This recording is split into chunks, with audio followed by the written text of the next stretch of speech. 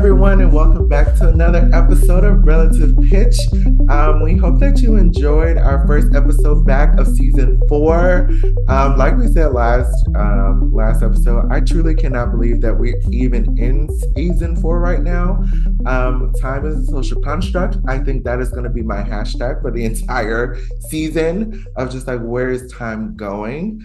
But also, like, as we're filming this, I think this is like part of the most hectic part of the semester. Is usually like these first couple of weeks of August, September, like everything is still like up in limbo. Do y'all like, how do y'all feel about like the part of the semester? I always don't like it. Mm, The schedules are settling and people are learning how to do the college thing and they're failing at it miserably. Like we all do. I mean, like it's nobody doesn't fail at it in some aspect. But like communication is always abysmal and then you can't set your schedule for like a week or two. yeah. And that just is always awful. Mm-hmm. Yeah, well, I mean, I'm not even in technically my semester yet because here on the West Coast, we don't start until the end of September. So I have like a whole month left until I have to be back in school. But SPS, like the public school system, they start this upcoming week after Labor Day. They go back in. So it's like always like we have the public school start a month before the colleges start. So it's interesting because being on the symphony side, we actually have to think about when we start our programs, we're thinking about the SPS system, right? Because that's the teachers we're communicating with and working with. So my brain has to actually function on multiple schedules at different times to make sense. And it's the same way. I mean, for SPS, it's like kids are getting coming back from holidays. Their parents are kind of like, oh, it's just the first few days, which I know for educators, as Michael was saying, can be a little bit difficult if you're trying to learn who are in your classes and everything. But I don't think things really settle until maybe like a second or even sometimes a third weekend. I know for myself, like I'm gonna be like kind of in and out the first drop ad week, if you will, and everything. But the biggest thing I think is communication. I know my professors, especially at the DMA level, so I can just easily email them and say, hey, I'm not going to be in class this first week and everything, which technically I know I don't have to be, but I want to just tell you because I want you to understand that like I'm not just like using the benefit of at like drop ad week to skip class, so that's something I will say is a piece of advice to like any collegiate students. You can, if you want to, you can use this week as like the maybe I will, maybe I won't show up to class week, which is it's built to be that in a sense of if you're trying out different classes and you want to see which one is right for you, use it for that for sure. But if you know for sure you're gonna be in these classes, talk to your professors, just let them know what's going on. If you're like, hey, it's a really rough week, or hey, I'm on vacation this week with my family, I'll be back next week, like fine, just they will appreciate it more than you just not showing up and not communicating at all. Yeah, I mean, communication is key. And honestly, as I go through um, professional things of teaching and higher academia, I realize communication is hard for a lot of people. And I'm just like, we're supposed to be grown, we're supposed to be adults. And the biggest key factor of a lot of disorganization is come from the lack of communication. Yes. um I remember, when we were in undergrad and before that, like a lot of people like communication, you got to communicate, you got to communicate. A lot of teachers, you got to communicate, you got to communicate. Now being on the other side of that, I'm like, y'all don't even talk to each other. So Don't. Don't. you spreading the gospel, but you ain't walking the green mile. Oh, Make that okay. make sense. Make that make sense. Um, but again, like if you were going to be busy, then you just need to say, hey, I am going to be busy. I got to do this, blah, blah, blah, and just CYA. Really, that's what you just need to keep into your mind is CYA. Cover your ass. I was like, what is CYA? I was like, what is this man talking about? Never heard that before? No. But I will say, and also if something doesn't fit in your schedule, eliminate it. Mhm. Like, just do away with it. Like, I had to give away, like, it's blasphemous. Like, it's the first time I've ever given away a student, not because I didn't want to teach them. It's because they just literally did not fit in my schedule. And I tried and I tried. I said, I want to go home. I want to live a slightly domestic life this year. Mhm. I can't teach you. I'm sorry. I say here's like three numbers. Have a blessed time.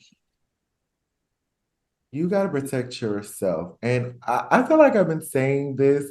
I feel like this is my personal motto of life, but I've been saying it to a lot of the people at UGA of you have to protect yourself because these institutions, these corporations, whatever is not going to protect you at all. So you're going to have to set your own boundaries. Right. Like you were saying of, I would love to have the student, but however, it just don't fit into my schedule. And that is okay. Um, I think the times of I have to just slave around, I have to be busy 24/7 for me to feel some type of like I've accomplished something. That's out the window. Like, I'm sorry, I'm not. That I ain't was for me. telling this to a colleague the other day. I said, look, I get my shit done. And whatever I do have to do, I'm gonna do it to the highest ability that I can. But once I am done, I'm done, you know, Right. because that is the boundary I have to set for myself. Because I've done, when I was a public educator, I felt every day I would get home, I just felt so drained. I was out of it. I couldn't do nothing. It was weekends. I remember y'all would text or call and be like, "What you doing this weekend?" Nothing. I'm not And doing not a damn thing because the Monday through Friday has drained me so much. Saturday and Sunday are for me to recharge for the next Monday. And I said, correct. I'm never going to live my life like that again because that then starts to deteriorate me as a person. Mm-hmm. My emotional well-being is gone. I physically, like so many things were impacted by that. So I'm like, no. And even as I'm going to be done with this degree come May, whoop, whoop, I will be going back into being a public educator, and I'm going to do things completely different this time of setting those boundaries. Like, yes, I am a band director, but guess what? I also have a life. I am Anthony, who is a band director, not a band director whose name happens to be Anthony. Yeah. Yeah. And I would also say, do not let social media like confuse you or think that you should be doing more. It is great. Social media is great in the sense that you can see so many different people who are doing your job or they're in your career field doing all the different things that you think you should be doing, but you don't know what they have going on. Maybe they're doing this for other reasons. You know what I mean? Maybe they have a different capacity. Maybe their priorities are significantly different than yours, and you just have to take a moment to think, what is important to me? Is seeing my family every Sunday for dinner important to me? Is spending time with my partner important to me? Is spending time with my kids and my family important to me? Is hanging out with my friends and doing like social hours important to me? Should I be doing professional development every weekend and like reading or doing like online court? Like, what is actually what you want to be doing? Because if you try to look at what everyone is doing and saying, I need to be doing that, you're doing everything. And you're not really saying what is important for you. So you just have to take a moment and it changes, right? It's not like you stay the same forever. Maybe this year you go, as Anthony was saying, I feel like I was really using my weekends for recovery, and I want to use my weekends to be happy and to live my life. Therefore, I need to start balancing that out through the week where I save energy for the weekends whenever I have time so I can have that energy to go hang out with my friends, see my family, et cetera, et cetera. But you can't just let what other people are doing influence what you think you should be doing. You have to kind of know yourself a little bit better, I guess, to do that. Yeah. Yeah, social media is good, but social media only shows you the good things in people's lives. Rarely ever will you see someone truly like complain on social media. You do have those people, and you just let them be over there. But like, especially being in this profession, you'll see, oh, congratulations, this person has got this, and they're doing this, and they're doing this, but they'll never tell you, well, I got 6 no's before this. Congratulations. Mm. So you never see the path; you only see the finish line. It's like the iceberg thingy. The Yeah, iceberg. like you see the tip of the iceberg, but you don't see how big that iceberg truly is, because social media will only show you the good things. And if you continue to live your life trying to get all those congratulations, you're going to burn yourself out very, very quickly. And first of all, I think we need to stop living our lives to be in competition, whether it's consciously or subconsciously with somebody else. Be who you are, like, yes, I see other people doing things, but that's good for them. Honestly, I think a lot of people need to have that kind of mentality. That's good for them. But I'm over here doing something else. Yes. Like, And we're in two different lanes here, and that's okay. and everybody is different. Like it truly is different, and they like to do different things. Yes. Like I'm a crazy person and I like to drive a lot. That's just what I like to do. Like I'm okay living an hour away from where I work. I'm completely okay with that. But that's not for everybody. I also don't post a lot about on social media about my like my personal life. I don't think. Like I do everything is related to a job on there. That's just what I use it for. Like for me, it is like the LinkedIn of my life. Mm-hmm. And like my stories is for me, but my post is for like what I do for a job. And also, yes, universities are in a competition, but we're also should not be cutthroat against each other. You should not be down talking universities to up talk yours. Like every university has its place for a reason, or the program would be dead. Find your niche, find the students that need to go to you. Like there's some students that do not work well with me. That's why I always say take a perspective lesson, find who you're going to work well with. And if you don't work well with that person, don't go. Who cares if it's like the state school? Okay, wow. Don't go there. Go somewhere else. Or high schools. Doesn't have to- Or high Ugh. schools for that matter. Like, Mhm. when I was a band director, I told my kids all the time, and here in my classroom, in this room, anybody that is in music or in the arts are all friends, and Mhm. we are all supporting each other. Correct. Because we gonna leave the competitiveness and that nasty competition to the football team. They can have their rivalry, but Correct. that's not what we're doing. Like, for every football game, whenever we had an away team, I would, invite the away team band. Hey, would you like to do the national anthem with us? It'll be a really good way for our students to get to know each other and show unity. The band or the football team can be in competition, but over here in band world, we are all having one jolly good time. And I had people who came out who was like, Mr. Morris, like, you allowed that? Like, I love seeing that. And I was like, yes, because again, music should not be a competitive art in the way that we're making it a competitive art. Correct. Because it really, I think the definition, what is music? Because many people tell you, oh, music is supposed to be love, it's supposed to be unity, it's supposed to be this. Well, if that is your definition, why is everything in music a competition? Hmm. And not saying competition doesn't, it naturally is a human, trait. Mhm. And you have to be competitive, win stuff. Yes. But when it becomes like toxic competition, like, oh, I don't like them because, we in the same district and our band's going to this competition. Oh, freaking well. Oh, well. What you should be thinking about is how can I get better from this experience? Instead And of how coming on Right. top for a silver or gold trophy. and how can I best prepare my students? Like my biggest thing, if I go to a competition, go to an audition, go anywhere, I want everybody to be on their A game. I don't want to win something or earn something when why would I pray on their downfall? If you want to be the best, then you want to compete against people at their best because that's the fun of it. If everybody's having a good day, like also tell people about auditions, tell people about job openings. Don't gatekeep that shit.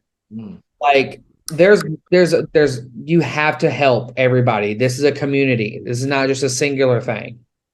Mhm. Yeah, but like here's the thing, like with all that, because in general, yes, the arts and music is supposed to be for everyone, but it just isn't, right? The maybe music in itself and arts in itself at large is, but the music field, the arts field in general has become more about the competition about who can get over the other. And Anthony, you actually said exactly for in the education side why this is because a lot of reason those rivalries anyway have started. It's especially within the South, football. It's the sports teams. We Yep. build this like, and it's not even just education. You can go. There are people who I'm sure have had brawls, fights, have been killed over their choice of who they support Yes. sports team wise. Yes. So this, if we have this already baked into the system and structures of how we live as a culture, then we already messed up because no matter what, if it's culinary, if it's in medical, if it's in arts, whatever, there's always going to be that level of like we have to be better than this people or this person, etc. And we're teaching that to our students too. And teachers, they can preach and say that they do this and they want their students to all like care for their friends and all that, but when you hear them talk about it, when you hear them actually speak on it, it's not that whatsoever. It's not that at all actually. So like let's cut the bullshit for a second and really actually say this. The reason why it still is because it's not actually being talked about in a positive way. In general it should be, but what it is not what it should be. We're not there yet. We're Mhm. just not there. And I guess because people want to be competitive, people Yes. want to be the best, and they find that they can get there if they're stepping on other people, other schools to get there. Like I said earlier, you can preach the gospel, but if you don't walk the green mile already, then what you just said is invalid. You know, if Yes. because students, first of all, you can say one thing, but students know you because first of all, students see you more than they see their parents, you know. Right. So they pick up on all your little intricacies of, oh, well, so and so said this is not a competition, but every time we're in rehearsal, they're saying, oh, we need to be blah, blah, blah, or we need to be better than da, da, da, or this isn't so and so's program. We don't do that here. Mm-hmm. That's toxic competition. It is. And, what I'm about to say, I know these Southern band directors, I know they like to tussle, but I'm gonna go ahead and say what I need to say. Um, your program, these marching bands have become so toxic, competitive. I don't support. I don't. One is, especially when I see the kids have kind of bought into this toxicness, and they only find kind of reward when they feel like they have won against the other team band or they have destroyed the other people that are playing their same instruments, whatever. And I'm like, you should feel good just by doing a great performance. Did I do better than last week? Yes, great. Then when you walk off a field, you should feel really great about yourself. But no, unless they feel as though they have beat the other band, they don't feel like they have gotten better. Yeah. There's one student who he's angry because the band is it military, like a military situation. And I'm like, why why are you angry? You know, let's really talk about this. Are you angry because they are is they're learning slower than you would like? Are they not doing, oh, Banton Hut? It's like a true military, like we're in the army, we're in the Marines or something. Or are you mad? Are you kind of angry because they're trying to instill more of this positiveness of just like we're getting better. Last week was a little rough, but this week is going to be better. Next week is going to be better. It's about the long Yeah. game. Are you not?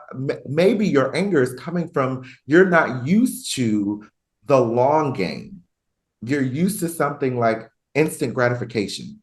And that most of the time, unless you were like Yo-Yo Ma, which even I'm sure he had his own time, but for most of the time, music is a long game.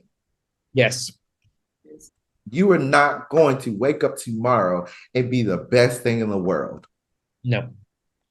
So I think we have to also kind of instill in our kids, and I know it's hard. Like as a middle school band director, it is it is difficult to kind of get that into students that they are not going to get this tomorrow, Right. especially when they first start on an instrument. Like you're not going to be good at this tomorrow. But it's about in a month you're going to play these, you know, concert F, concert B flat, C, D, E flat, and F, these five notes, you're going to be able to play that in a month's time. Mhm. But you're going to be able to play those five notes in different rhythms. After not being able But to play, no. Correct. you just said something though that really actually brought up a really great question though, because where else now in these our students' lives, do they have to wait to actually get their reward? You know, Correct. with social media, the fact that you can search things very instantly, you can talk to anyone around the world without really any barriers, all these different things. Where else do we ask them to be patient? Do we ask them to trust the process over the reward? Like where else do they get that now? Hardly anywhere.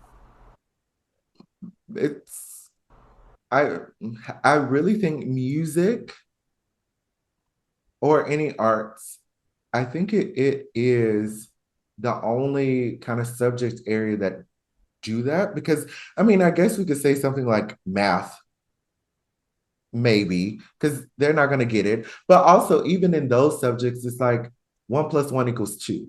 Like nobody, you're still getting the Exactly. gratification that there's an answer at the end of the day, but There in is music there's not an exactly answer. Yeah. Well, and right. I mean that just goes back to like when they're in like K through 5 in middle school. Like, how are we making them problem solve? That's not solve problems. Like, just can they figure stuff out on their own? Mm, Like, I think it starts there. Like getting I don't want to say grit, but building the skills to figure stuff out on their own. mm. Like, not have your parents do everything in your life, but then figure stuff out. Like homework. Cool. You can sit by your child and help them by telling them, oh, it's on this page. Oh, this is kind of what this is. Don't be like, oh, let me show you how to do this problem, word for word of that problem. Because then later they're going to be like, hey, can you help me with this problem? Because they know you're just going to do it. Do you know, I used to get viscerally angry when I was like in elementary school when I found out the other kids' parents would do their homework. And I was sitting here with tears in my eyes because my mom would not help me. Or she would help me, but she's like, I'm not going to do this work for you. Like, No, No. and it's funny because she was like, I know what you're trying to do. You're trying to get me to tell you what the answer is. No, you're gonna find out the hard way where this answer is and how you get to the answer. Oh, can we take a moment? Because all now, the conversation around what the difference between like gentle parenting versus like has been that's been a big thing in general, right? What is gentle parenting and what But is it to I don't know to be an educator who has those skills as well. Being I'm a teacher and I da da da da. I teach gently. I'm not like the strict, but I think actually what's happened is we've confused like agency, giving students more agency and responsibility of like exactly what you were talking about, Anthony, with your mom. She's like, I will help you. It is still your responsibility to do your homework versus this idea of like, they're crying, so I'm just gonna do their homework for them. There's a difference between those two styles of, if you want to say, educating or parenting in general. And I feel like we are slowly more and more and more getting away from giving students that ability, like Michael was talking about, the problem solving. How do they get themselves in and out of situations? How do they be able to activate those parts of their brains earlier on? Not saying they have to have a hard knock life and we're just like, hey, I struggle, so you have to struggle. But there are things that help develop your brain as a child when you have to figure out, oh man, no one's giving me the answer. I have to find this out for myself. And you're supposed to make mistakes. You're supposed to have I'm sure we all have a handful of situations where we're like, I messed up. I got myself into a really rough situation, but it taught me a lot and I will never do it because I learned. You know what I mean? And I think that is where we have gotten away from, is like their parents are like, who they think just giving their kids more freedom to do whatever they want, talk however they want, dress however they want is the same as giving them agency and responsibility. It's not. Those are very different things. And the same thing for the parenting applies to education. The exact same thing. Are you giving your students just more leniency of saying you don't have to do homework, you don't have to do this, you can just do whatever? Or are you just taking away their agency and the parts of development that they can get around having that responsibility for themselves? And also, I think as the gentle parenting is a topic, some people have kind of connected gentle educating parenting with less structure, which should not be a thing. Because really, kids do want structure. They want to know. And also, let's define what structure is. Structure is just not a schedule. At 7:30, we're doing this. At 8:30, we're doing this. It's micromanaging. Correct. Structure is you have in place certain things that are saying, this is what the expectation is. This is how we, build up to the expectations, and this is how we go through it. That is what structure is. So let's take your example that you were just saying, like wake up, blah, blah, blah. The expectations after you wake up, before you leave this house, your bed is made, your room is picked up, and you are showered and ready for the day. Mm-hmm. You don't tell them exactly how to do it. You said, wake up. All this has to be done before you walk out of my house. Mm-hmm. Mm-hmm. And I've seen too many instances where the gentle educating has just equated to less structure. Well, if you do it less structure, you're going to have more discipline problems. You're going to have more students who continually try your authority. And I'm sorry, I did not pay thousands, tens of thousands of dollars to get a degree, 4 years, now about to be 6 years of degrees for a little 13-year-old to question my authority. I'm sorry. I'm going to just tell you right now, and that goes to a parent, a child, and whomever else that is listening, I will not stand for that. And this is where I default to the admin who run the schools. They carry the keys very loudly down the hallways and run the schools. What are you doing for this admin job? This what are you doing to help with this discipline issue? The first thing I would do, I was thinking about this the other day, because I hate walking in bathrooms in public schools. They are messes. They throw the toilet paper all over this thing. The first thing I would do, August 1st, we having a whole little thing in this auditorium. If you mess up my bathrooms, you will no longer be able to use my bathrooms unless you have a written pass and I go one at a time and I watch you to make sure you don't mess up my stuff. Uh-oh. Girl, that's Europe. That's literally what they do over in Europe. I'm like, you will not mess up my bathroom. I'm sorry. Y'all are degenerates messing up these bathrooms. Why do you have to mess up a bathroom? It's a bathroom. This is toilet paper. Have you never touched toilet paper before?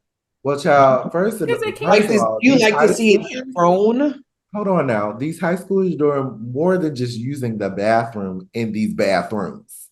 Don't do that. Treat this like your mother's house. You can't do that in your mother's house. No, they do. That's here's the whole thing. And All that the circle. translates. The circle. It's a circle. And, It's a circle. I believe they do that at their mother's home. Like I truly do believe that. I made a That's what. joke. I made a joke to a kid because he had his feet on like band furniture, and I was like, do your mama let you put your feet on her furniture?" He was like, "Yeah." I said, then you don't put it on Mhm. mine though. "Right. But you will not put it on mine. This ain't my expectation. In my house, Right. put your feet on the ground where they belong." On the ground. And it's just Yeah, like also like these kids talking while people are talking. I'm like, my mama would have beat me with an extension cord. She would no, have found what's next to her and she would have started throwing it. that would have been the time you get popped in the mouth. Because I Ooh. remember when I was growing up, Right. my mom used to pop me in the mouth. Don't you see grown people talking? And let grown people talk. And you better let grown people talk. And then you better walk away while Don't you start that crying. Don't you start that Right. crying. and then you walk away like, Right. You better not cry because I'm gonna Suck give it you in. something to cry about. Suck it in. I'm gonna give you something. What you want to cry? I'll give you something to cry about. And like, and again, I think we kind of grew up knowing that these are just this is our expectations. Like grown folks got grown folk things. We know just stay in a child's place, all of that. And also, I think these gentle whatevers, they take like I can already hear if a gentle whatever listen to what we just said about your mom popped you in the mouth. And Oh my gosh. Yes, because we was doing something that a child should not be doing. Because the thing is with children, naturally, one thing will lead to another, to another, to another. And now your child's sitting in the principal's office because they done got caught up in doing something and saying some stuff that they didn't need to say. But see, if you would have stopped that back then, they would have already known this. And that's what my thing with the gentlers is that you were kind of just seeing it right now as opposed to further down the line. But I just want to say this. Just because there is some type of repercussion for a child's actions is not saying anything like abuse. Like if a child, is, for instance, wants to come out for being gay, whatever, bi, whatever, all of that, then obviously it is an open place. That should never equate any of that. Or if a child wants to express any type of their emotions, the room is open for them to express emotions. What we are saying is that if a child acts out in a way that requires some type of discipline, they need to know that, hey, you touch that stove, you're going to get your ass burnt. And I think gentlers is saying, I am just going to make sure I'm going to actually take the stove out of my house so that the child never touched the stove. Right. Why are you removing that? Because guess what? In life, it is always going to be there. So really, what are you setting this next generation up for? Ooh. Can we talk about mental health on how that has played a huge hand in this as well? Just Michael. Okay. I'm so sorry. You said it. I have to say it. But first, wait, real little titty tattle to the ladder on the last one.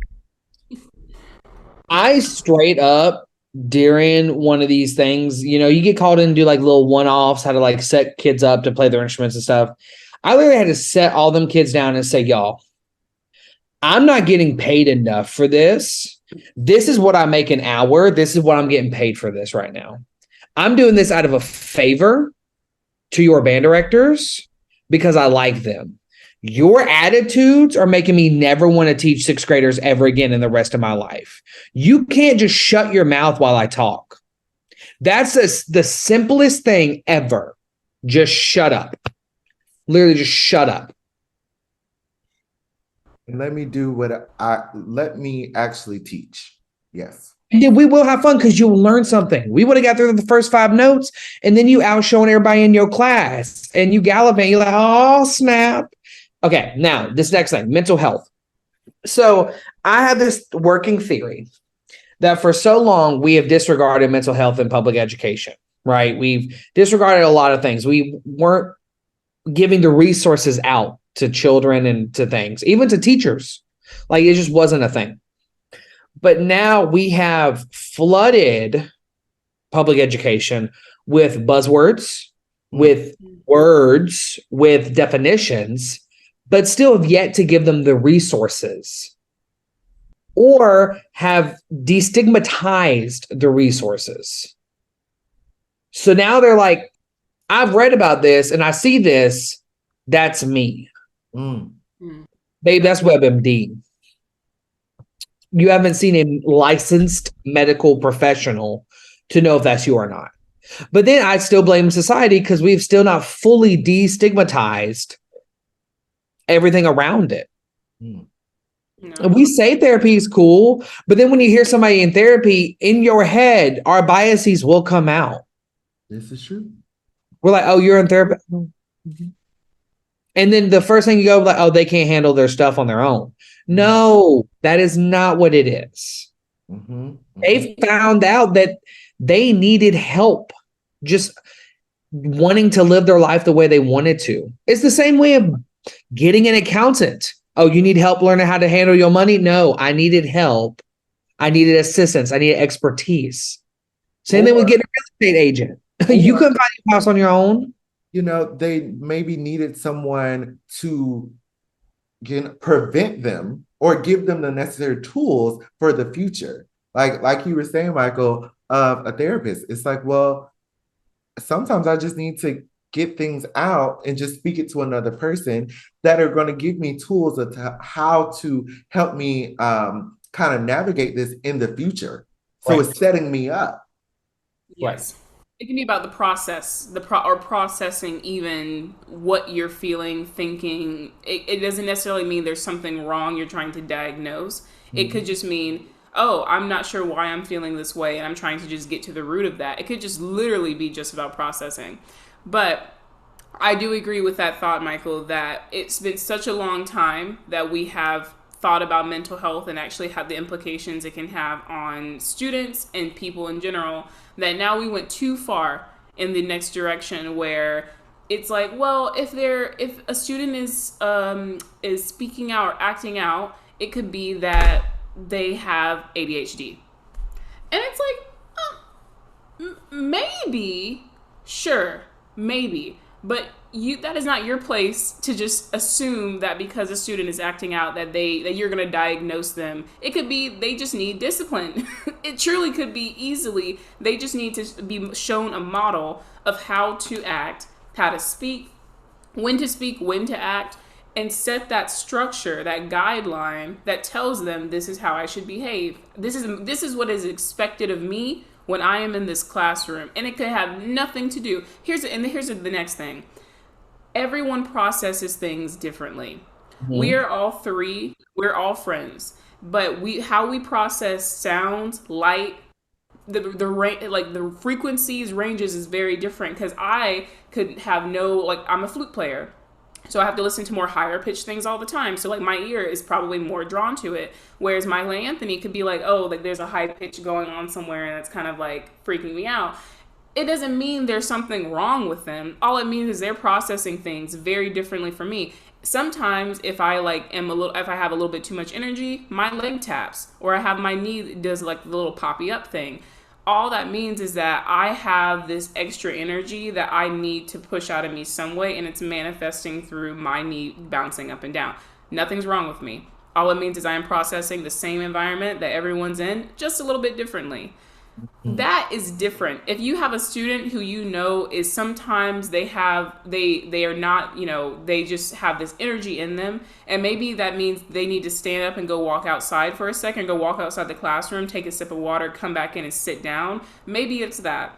Maybe there's actually a diagnosis they have that says they cannot sit in one place for over 30 minutes or they will be overwhelmed. Maybe it is that, but that is not your place to tell them what they should be doing. That is the medical professional's place to say, actually, no, they just need to get used to sitting in that place for a little bit longer. And maybe they just need a fidget, or maybe they just need like a bottle of water to keep them hydrated, something to do with their hands, or it's something to just do in case they need to look around. Maybe they just need to sit in a part of the classroom where they can stand every minute or so if they need to just stand and sit. And like that's what I mean. We just swung so far in the wrong direction that now it feels like everyone has a mental health issue. Well, and then let's also take it from the generation that we are. If one of our colleagues or friends was talking out during class, the first thing said about they must not be getting the attention they need at home. They must have a rough home life. Not ADHD wasn't the first thing. It's like someone went after someone's home life and someone went after like they're not getting the attention they need. Maybe that also wasn't it, but like that's how much has changed from like our generation K-5 to this one. We go from like thinking it's someone's home life or what's happening at home to like, oh, they have ADHD. This is just what they do. Mm-hmm. And I also want to say is let's stop diluting everyone's trauma or whatever. Specifically, if you have a student or if you are like in a middle school or whatever, and a lot of students, they just, as you say, there's so much information, especially with social media, and they start to be like, yeah, I think I might be feeling certain feelings, like I think I'm coming out, blah, blah, blah. And you dilute all of their experience to it's just a trend, or they're just following along. That can get really, really dangerous because yes, these kids are absorbing a lot of information and they are having the fluidness to try different things. That is actually a really good thing when it comes to identity of a person. And but the thing is, if you continue to say like this is just a trend, what you're doing is for the people that truly do feel this way, you have now said, I'm diluting that you feel this way. And I just know that this is just going to pass, which And then is making people go further into the cause of like, well, no one's going to accept me if I actually come out. So, and I'm sure there are students who might do things for a trend. Guess what? They're middle schoolers or they're high schoolers. They're still figuring things out. Who knows? But it's not up to you to decide that. No. That is my thing. It is not up to you. Because guess what? Nowadays, I am glad that when it comes to sexual identity, these kids have a lot more vocabulary to talk about their feelings. Because when we were, it was all types of slurs, and you better stay in the closet until you maybe find a place, maybe into college. And before our generation, it was you can't even be who you are until you're 65. Mm-hmm. Or you better find your friend that you play racquetball with every Friday at noon. At noon at their house. They have a racquetball court there. Like, so yes, I am thankful that now these generation of students have more, aptitude basically for just being who they are. So I think we have to be more responsible as adults and as educators to say we understand and we are going to support you throughout your entire journey. Whether that is you try something and you're like, I don't like it and I'm gonna move on. That's fine too. So I think we have to have a little bit more uh, just responsibility of that, and especially your language. Your language says a lot about your true intentions, your language in your face, which, if you know me, my face tells everything. But one thing about it is, especially when students come to me, it's like, I'm feeling these type of way, honey, same. I'm here with you, girl. Like, here we are. We Feel are it. together. We Feel your are oats. together. Feel your oats. I will always be here for you. So, and this specifically goes out to my conservative friends, the conservative educators, and even the ones that are not conservative, but just are kind of in the middle. They don't really know, how to deal with these situations. All you gotta say, I am here for you, whatever you need. Mm-hmm. That one sentence will make probably a child will go home like, wow, somebody accept me. By you just saying, I am here for you and whatever you need. It can be that simple. I think a lot of people think that I have to go into this deep conversation. Like Wow. Lauren, I'm sure you've gotten this. Oh my gosh, you're Black. Are you part of this and this? Did you go to this when you're growing up? And did you have this experience? Damn, bitch. Like, back And That, not back at well, I also do not be like when a student comes to you and be like, yeah, be like, well, I'm not going to treat you any different. I don't discriminate. I don't do this. I love all. That's just like I see no color. It's the same sentence. And they're both incorrect. We all know your true intentions. So like I've had a student, they're like, hey, when we're like working together, instead of like calling me like she, could you call me like they? I was like, sure. Why not? I it's just you and me in this room. If you're feeling these feelings and you want it to be verbalized to see if it's something you want to be verbalized for everybody, I will be your guinea pig. I will be that person to give you the space you need in this world to fully realize who you are. Amen. Yes. Amen. Yeah. And that is the proper and appropriate way of being a supportive educator, because you can go in the wrong direction, like in the too much, like you want to be too involved in their life and you want to tell them what they should be doing, you want to know too much about them. No, you can just say, this is a space for you to feel comfortable, let me know how I can help. Yep. And that could be all they need. All. Literally all. All they need. Well, A lot to think about with school starting up again, and just where we are in the world with everything, and um, definitely a lot of self-reflection. I hope a lot of educators took the summer to do a lot of self-reflecting, a lot of reading up on different, if there's, you're teaching in communities of students that you do not belong to, hopefully you have a proper understanding about the kids that you are about to be in front of, and that you will have a major influence in their lives, and the things you say matter, and they will see you as an authority figure that is saying these things to them. So be aware, be supportive. If anything, just be supportive. You don't have to know everything about every single student. You should not try to know everything about every single student. You should try to support all of your students and what their endeavors are as a growing human being, and remember that they are developing and they are supposed to make mistakes. They are not little machines that come into your classroom and act perfectly all the time.